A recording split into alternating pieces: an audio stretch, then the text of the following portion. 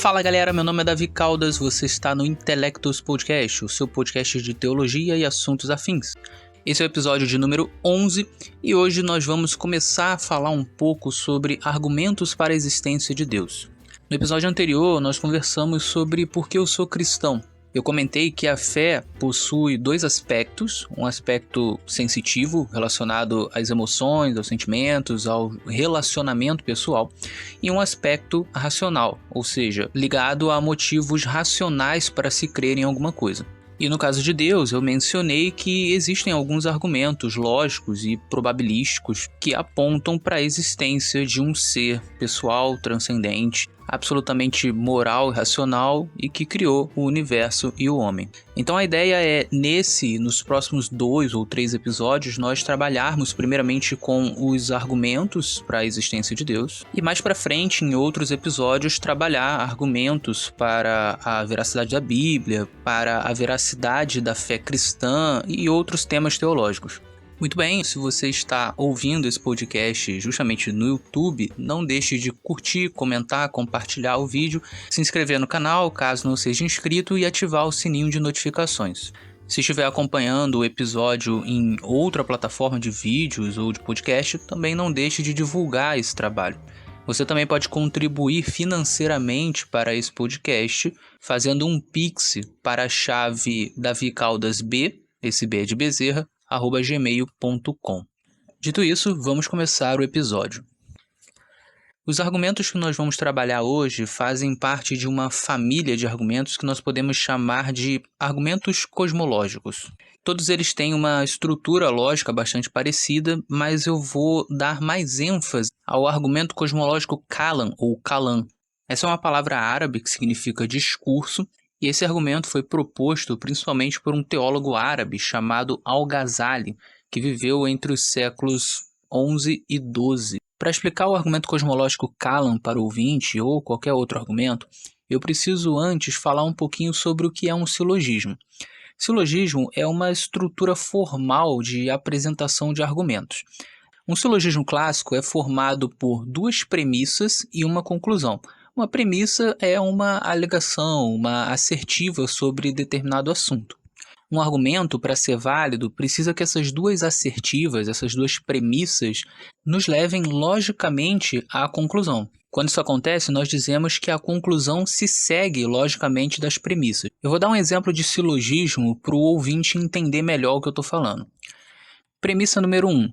Todos os moradores da casa de João possuem cabelo longo. Premissa número 2.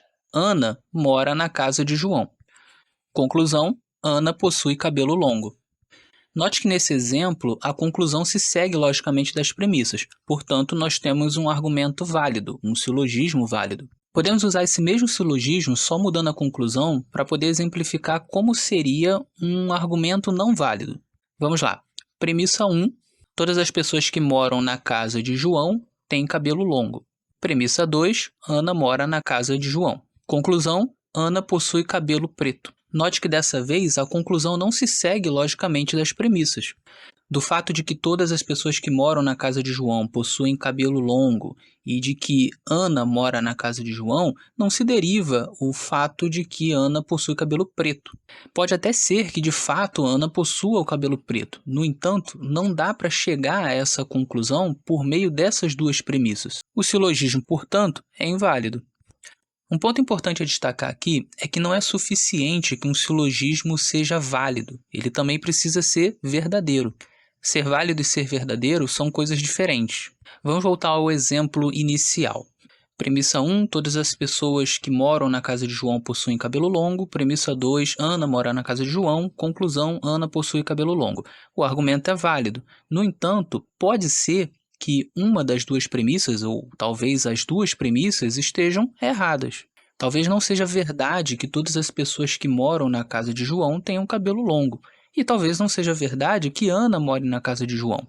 Se qualquer uma dessas duas premissas estiver errada, ou se as duas premissas estiverem erradas, então a conclusão também estará errada, mesmo que o argumento tenha uma estrutura válida. Ou seja, para que um argumento seja realmente eficaz, ele precisa não só ser válido, como também verdadeiro. Agora que o ouvinte já sabe o que é um silogismo e como que ele funciona, nós podemos enfim começar a expor o argumento cosmológico Kalam ou Kalam. O argumento é estruturado da seguinte forma. Premissa número 1. Tudo que começa a existir possui uma causa. Premissa número 2. O universo começou a existir. Conclusão. O universo possui uma causa. Como o ouvinte pode perceber, a estrutura do silogismo é válida. Do fato de que todas as coisas que começam a existir possuem uma causa e o universo começou a existir, se segue a conclusão lógica de que o universo possui uma causa. O próximo passo agora é saber se essas duas premissas são verdadeiras. Se elas forem verdadeiras, a conclusão também o será. A primeira premissa parece ser verdadeira, ela é até bastante intuitiva. Se, por exemplo, você vai dormir e quando acorda vê um carro atravessado no muro da sua casa, você não vai concluir que isso não teve uma causa. Se aquele carro não estava ali antes e começou a existir ali em algum momento, então houve uma causa. Talvez a causa tenha sido um motorista bêbado, que acabou errando a direção e acertou a sua casa.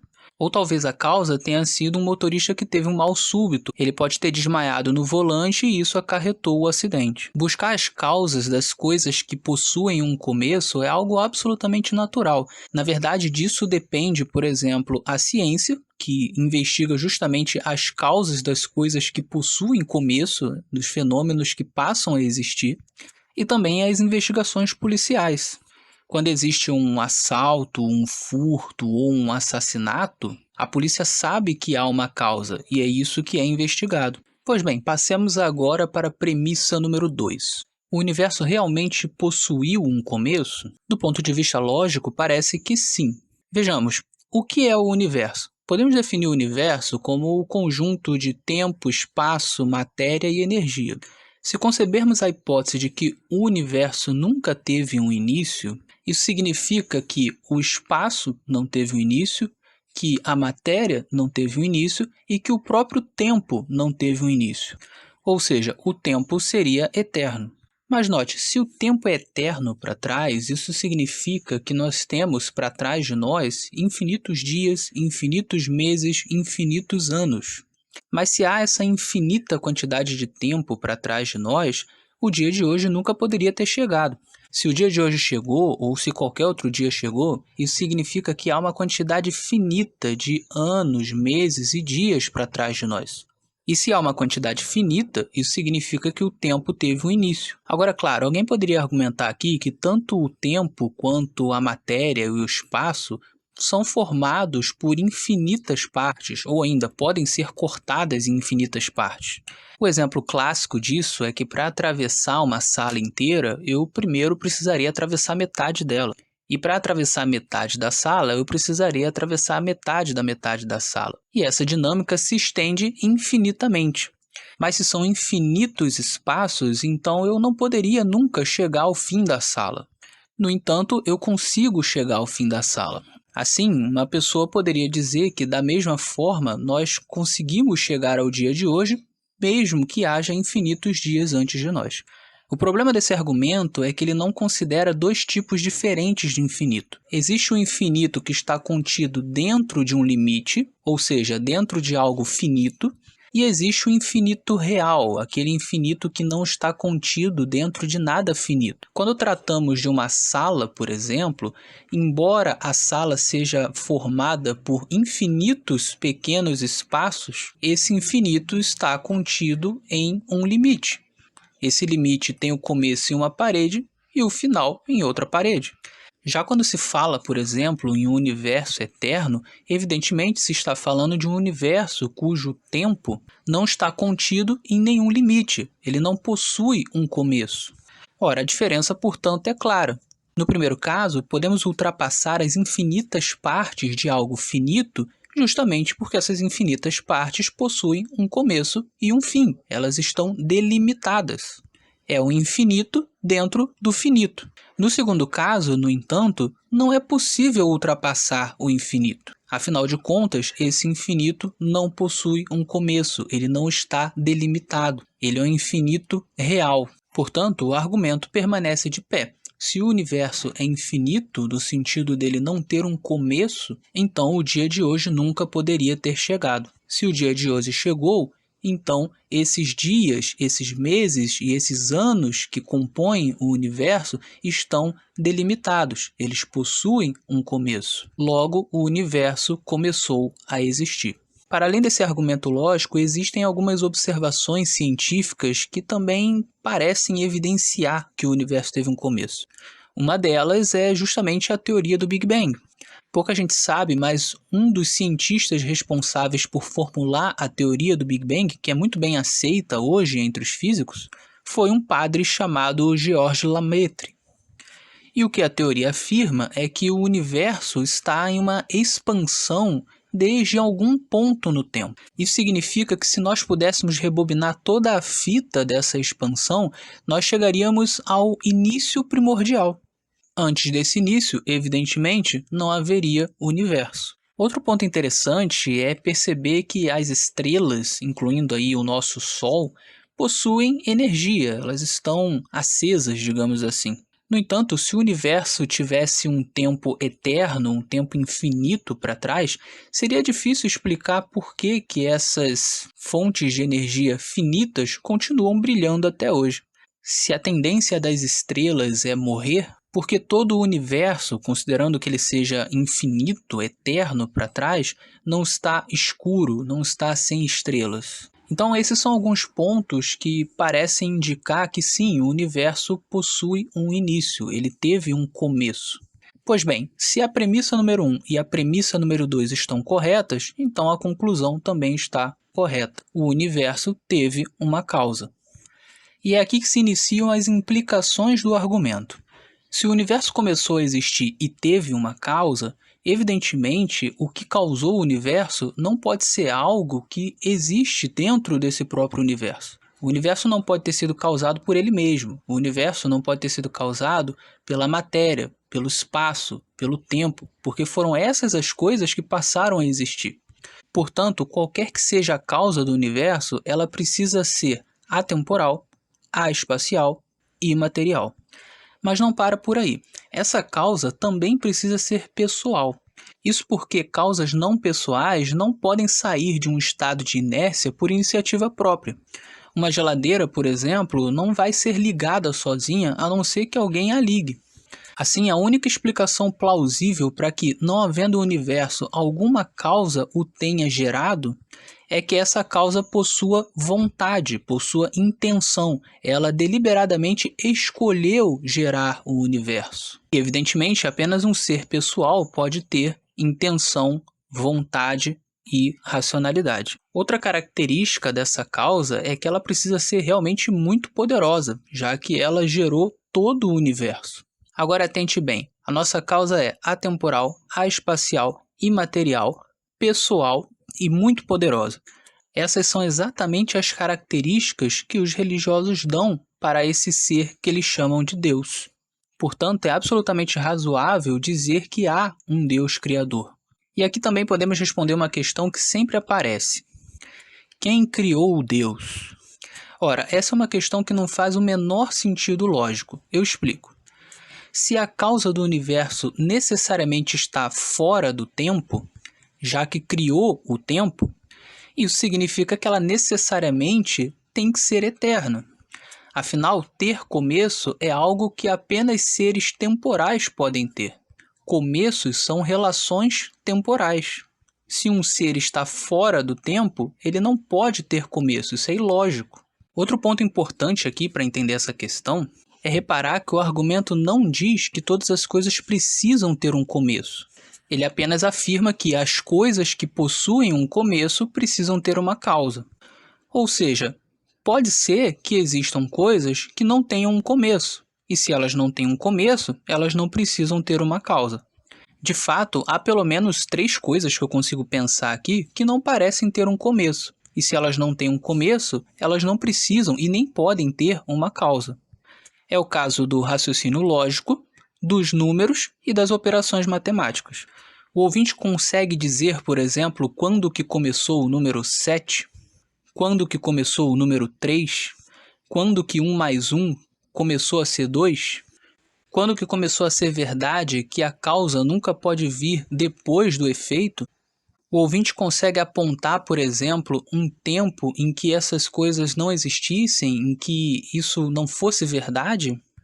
Aliás, a própria verdade teve um início?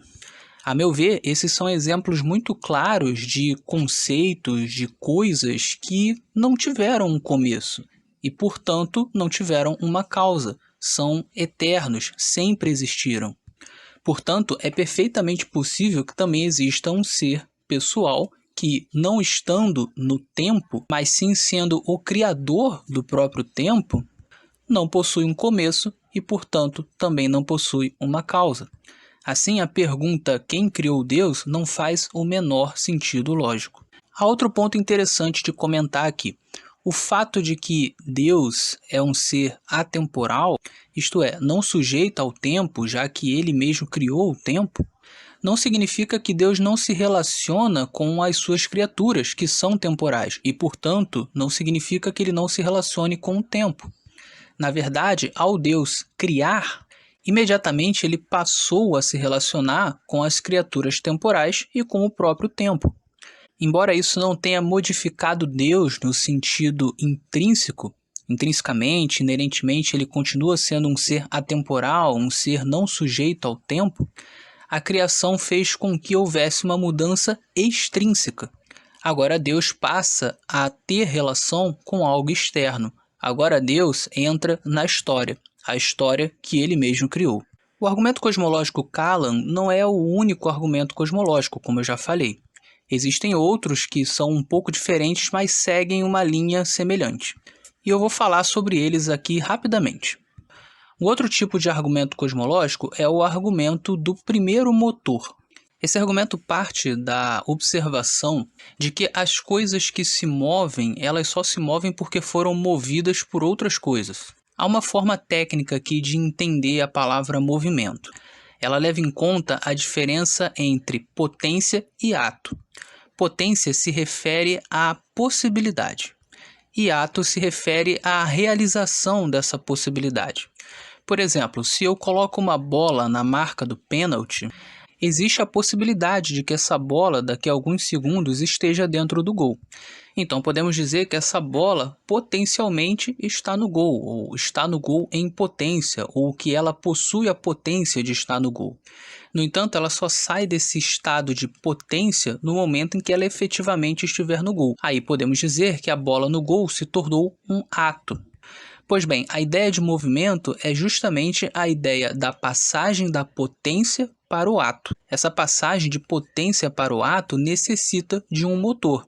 No caso da bola, alguém precisa chutar essa bola para o gol para que ela passe de potência para ato. Como todas as coisas no universo estão o tempo todo passando de potência para ato, ou seja, o tempo todo em movimento, isso significa que o universo é formado por múltiplos motores que estão se colocando em movimento uns aos outros de maneira concomitante e contínua. O problema aqui é que, como nenhum desses motores tem capacidade de se mover sozinho, mas só é movido porque um outro motor o moveu, isso abre a necessidade de que tenha existido um primeiro motor que não foi movido por nenhum outro e que colocou todas as outras coisas em movimento. A alternativa a isso seria um regresso infinito. Ou seja, um motor que move outro motor, que move outro motor, que move outro motor, sem nunca chegar a um primeiro. No entanto, isso levaria a um absurdo, já que individualmente nenhum motor tem capacidade para mover a si mesmo, e no entanto o sistema como um todo se move sozinho. É necessário, portanto, um primeiro motor que não é movido por nada nem ninguém, que possui em si mesmo essa capacidade, que põe tudo o mais em movimento. Um último argumento cosmológico que podemos citar para terminar esse episódio trabalha com a ideia da explicação para a existência de algo em vez de nada. O argumento observa que tudo precisa de uma explicação e que, portanto, precisamos explicar por que existe algo em vez de nada. Pois bem, existem dois tipos de explicação possível para que algo exista. A primeira é que esse algo existe por conta de outra coisa. Neste caso, podemos dizer que esse algo não é necessário, ele é contingente. Afinal de contas, se ele depende de outra coisa, ele poderia não existir. O segundo tipo de explicação para que algo exista é que esse algo seja necessário por natureza. Em outras palavras, não tem como ele não existir. Ele, portanto, não é contingente. Ele é um dado da própria realidade. Muito bem, quando aplicamos isso ao universo, só há duas opções. Ou o universo existe porque ele é necessário, não tem como ele não existir, ou ele existe por conta de alguma outra coisa. Aparentemente, não faz sentido dizer que o universo é necessário. Quando olhamos, por exemplo, para árvores, animais, seres humanos, pedras, montanhas, estrelas, sóis, planetas, facilmente percebemos que nada disso precisava existir. Poderia não ter surgido Sol, poderia não ter surgido estrelas, poderiam não ter surgido os homens. Uma pessoa, para nascer, por exemplo, precisa que um casal tenha relações sexuais, e isso poderia não acontecer. Então, aparentemente, o universo é contingente, ele não é logicamente necessário.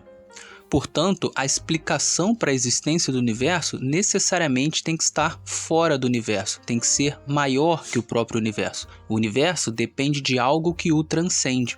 E claro, não faz sentido a hipótese de que aquilo que é a explicação do universo também tenha outra coisa que o explique, e essa coisa também tenha outra coisa que o explique, e assim você vai tendo a explicação da explicação da explicação eternamente. Esse regresso infinito é ilógico, porque no fim das contas, se nada é necessário, não faz sentido que algo exista. Então, se alguma coisa existe, então necessariamente deve haver algo lá no início que é necessário e que fez com que surgissem todas as coisas que não são logicamente necessárias.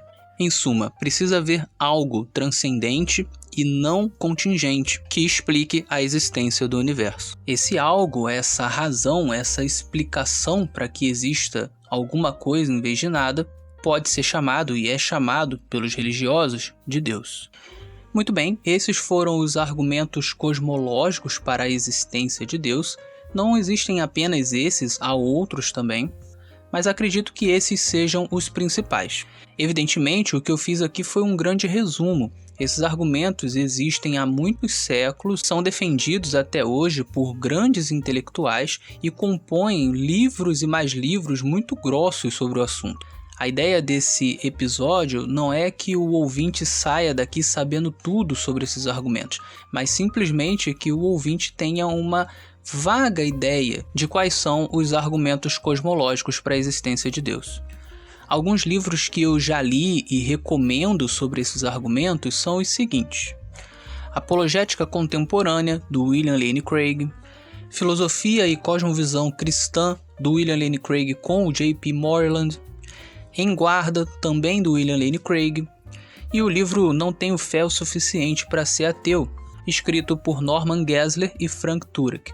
Esses livros também tratam de outros argumentos para a existência de Deus, como o argumento moral, por exemplo, o argumento histórico da ressurreição, que não deixa de ser também um argumento em prol do cristianismo, e o argumento teleológico, que nós vamos trabalhar no próximo episódio.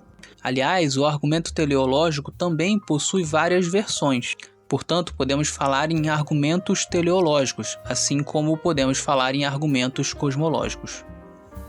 Muito bem, eu vou ficando por aqui. Espero que o ouvinte tenha apreciado o episódio. Fique com Deus e até o nosso próximo encontro.